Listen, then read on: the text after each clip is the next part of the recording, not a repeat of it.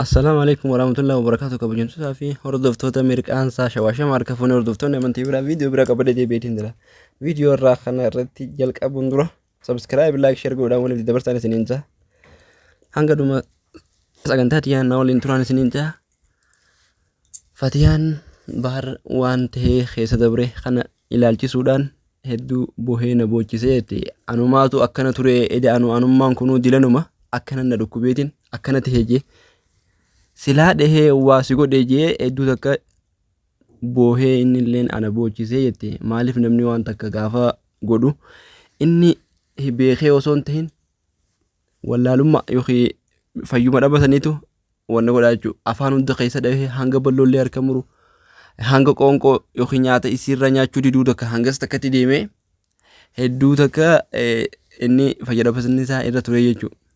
Kanuma wajjin wal qabatee akkaataa keessa ture sanii hedduu if quban qabu inni ifumaa hin beekne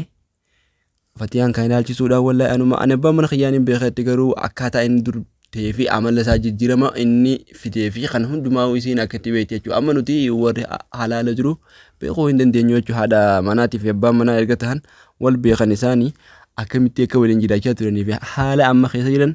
wal beekan rabbiin gaa baga nu gammachiisee baga fayyaa isaa tallee tan dur deebisee fi arraan tana guyyaa gammachuu jechuudha. Isiillee gammaddee waan inni illee waan dabarsan yaadatee yeroo ilaalee bakka sheenawee hanumaatu kana ta'ee jiru tuni waan hedduu nama gammachiisaati. Rabbiif illee waan galata galchane nama YouTube bu'aa fi turtan hangam takka rakkatanii fi hedduu takka irraa cinqamaa turtan kunooga alhamdulillah jechuu aamin yookiin du'aan ta'isan isin irraa qeebaltee rabbiin yeroo gabaabaa keessatti isin garsiise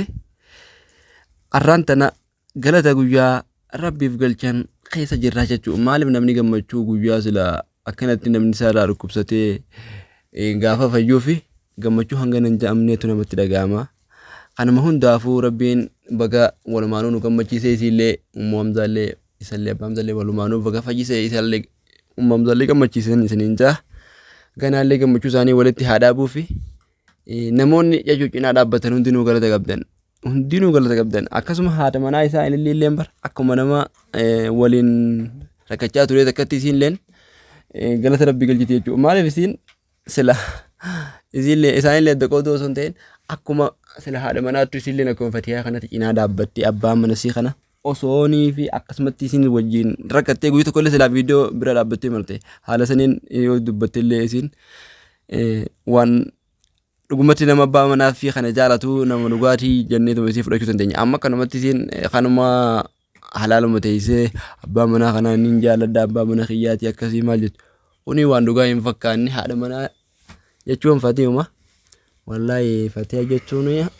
ani jaartii dhugaa nama bakka akkan abbaa manaa fi jaalatu isii malee nagara dhugatti rabbiin waliin umrii isaanii haa dheereessu. Kanaallee kanumatti gaarumina isii kunis itti hafuufu waliin warra gammaduun isaan haa godhuun jaa uummata keenya baga gammaddan walumaanuu baga gammannee hanga viidiyoo biraatti waliin deebinu. Assalaamu alaikum warahmatullahi wabarakatuh.